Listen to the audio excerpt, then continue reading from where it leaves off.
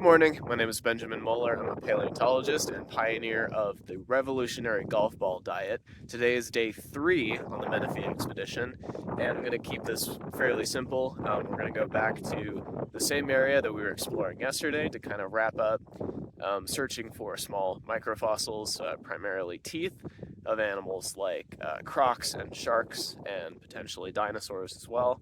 And then we're going to go explore an area that we haven't touched in a couple of years. I'll also note that the videos that I've been producing over the last couple of days have been taking well over 6 hours to upload. Obviously, we're way out in the middle of nowhere, and it's really remarkable that I'm able to upload like 10-minute long videos to YouTube from the field at all. But I'm definitely noticing that I may have to either cut off like filming the afternoon session just to make sure that the stuff gets out on time. So that's one of the difficulties of like trying to actually like show you guys from the field what paleontology actually looks like.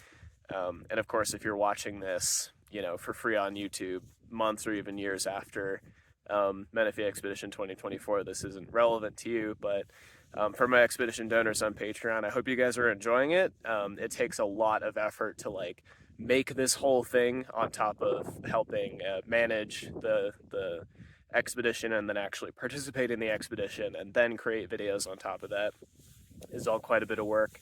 I really enjoy it, and so I'm hoping you guys are enjoying it too. If you're not familiar with what the Menefee expedition is, you can kind of go back to some of the previous videos. I would explain it all over again, but as I said, these videos are getting so long that it's taking hours and hours to upload. So let's just go straight to the field this time. So right now I'm out on a morning walk exploring the boundary area between our permanent section and areas that we are not allowed to collect on. And fortunately, before crossing that boundary, I found this interesting little thing. I believe it is a seed pod or a cone of some kind. I'm going to have to pull up some papers to confirm what I think it is. Let's get a little bit closer. You can see it's nice and well rounded. Each of those pits have been kind of filled in with a little bit of siderite, which helps it stand out. It must have rolled down from somewhere up there, so I'm going to scramble up this cliff and see if I can find maybe more of these, but this is probably an isolated piece. But I have not seen something like this out of the Menefee before, so that's a very exciting thing to find first thing in the morning. Now here's something really neat. This is the end of a dinosaur limb bone. You see these two different lumps right there. That's the condyle. So this is where one limb bone would articulate onto the next. It's in pretty fragmentary condition. It's not going to last too much longer. And unfortunately, because we are just over our permitted section, I can't collect this, but that doesn't mean that I can't take pictures and video to show you guys at home. So this is from a fairly large dinosaur, probably one of the herbivorous taxa. So a hadrosaur. Most likely those are the most common types of dinosaurs out here.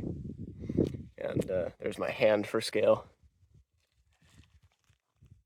You can see in cross-section right there, this white patterning. So that's the inside, that's where the marrow would have been, the blood vessels and so forth. So that's how you tell a rock and a fossil apart. Here's a piece of turtle shell. Try to get my shadow out of the way, but you can see the distinct texture on the top. So again, there's lots of different things out in the desert that can look like fossils, but none of them have quite that texture on the top. I'm pretty sure this is one of our soft shells, but I can confirm with Brent and Heather later. On the inside, you see that same kind of pitting structure. It's a lot finer than on the dinosaur bone that I showed you a little bit ago, and then soft surface, or smooth surface I should say, on the underside. And there's another view in cross-section.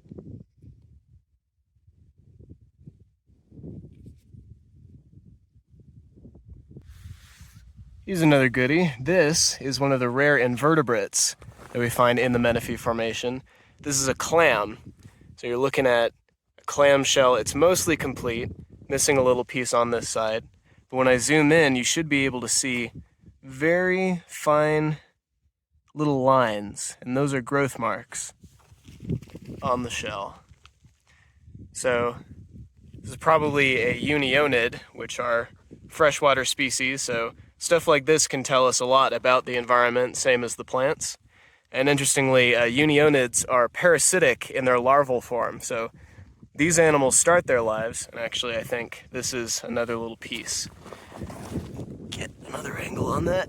So these animals start their lives actually as parasites that live in the gills of fish, and then eventually they leave and attach themselves somewhere else and live kind of more conventional little clam lives. Some bones from some kind of modern critter that didn't make it. Some kind of hoofed animal, so maybe a small deer. I don't know. You find this kind of thing all over the place here in the desert. And most of these will not become fossils themselves, but some small amount will. And so someday, maybe future paleontologists will be looking at these cool little knuckle bones and wondering what kind of soft tissues it might have had that I can still see, around the margins, and how much distance between the bones there might have been thanks to cartilage, which again, we can still see what that gap looks like. So there's so much information that's lost when soft tissue is gone. And that's what makes paleontology both very interesting and extremely complicated.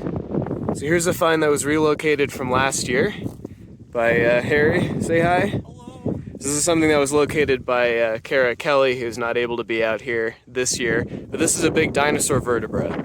Even though it might not look like much just from what's exposed on the surface, I can point out a couple of features to you. So you're looking at it in either what we would call cranial or caudal view. So if you imagine the way that your spine is oriented, if you feel along your back, there's a lot of little bumps. And those are the tip of the neural spine, and that's what's on top right here. So this kind of area right there, that projection, that's the neural spine. And then as you go down, the neural channel, which is where all the nerves that help control your body, that go from your limbs and your hips up to the brainstem, that all goes through this area right there. It's not super well exposed right now, but when it's cleaned up in the lab, you'll be able to see that. And then off on either side, you have these transverse processes.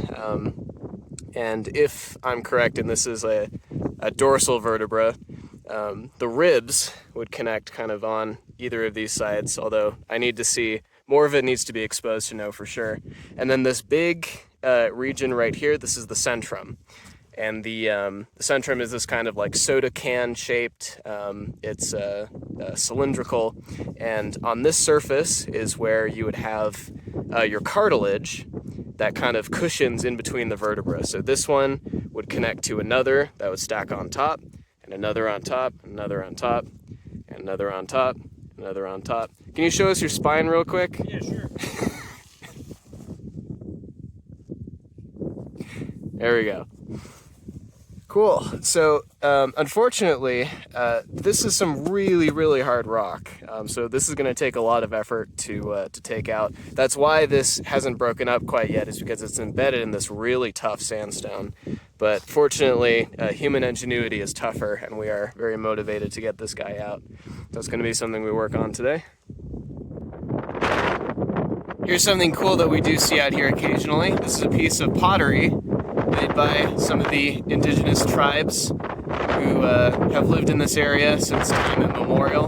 But this is also a good teachable moment about the difference between archaeology and paleontology. So, as a paleontologist, I am not interested in collecting human artifacts. We are only here to look for fossils. And so while it is cool to find pottery, and I do always take a moment to appreciate the art and to think about a connection between myself and another human who lived in this area hundreds or even thousands of years ago, when we find this stuff, we always return it back exactly where we found it. And to you guys at home, if you ever find pottery and stuff like that out hiking, do the same. Take pictures, but do not take artifacts. Return them to where you found them. Here's another piece with a hole in it. So you can imagine this may have belonged to a piece that was strung along with some thread through there, but again, I am not an archaeologist. In this case, I am just a passive observer and appreciator.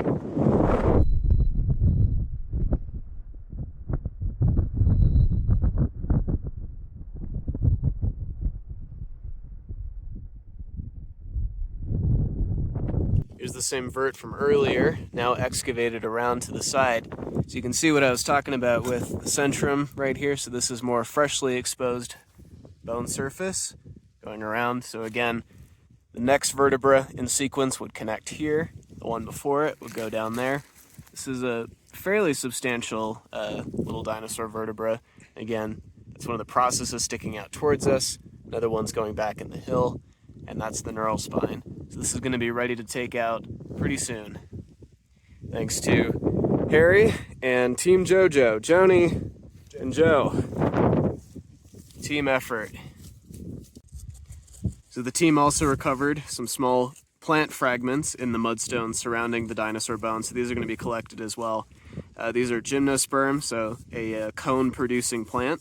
And you can see the little needle-shaped things. These might be a plant called metasequoia. There might be something else. We're going to be researching that as part of the overall look into the Menefee Formation. And there's this other little organic thing. I think these are pine scales, but again, this is all stuff that we're actively researching. So here's a pretty large log of petrified wood that Heather and I just finished documenting. It starts on this end. You can see it's kind of a pale color. If you get a little closer, you can even see little nubbins where the branches would have connected. So there's one. Then we move further down the trunk. There's one here and one here. So we started measuring it from this side, and then it disappears into this sand embankment, and actually, if you follow it, reappears on the other end. And here it's a little bit thicker, it's a little bit better preserved. On the outside there's even a little bit of bark, whereas on the other there isn't. Here's a loose piece we can kind of look at in cross section. So part of what we're studying here is trying to figure out how tall the trees were. So we measured from the tip on that end over there to the exposed surface on this end, and that measures 420 centimeters, which is about 13 feet 9 inches or so. And of course, keep in mind that there's probably more coming off that side, probably more going on that side. So these are very tall trees. And you can even see when I back up that they are on the same plane, so that is totally the same log there.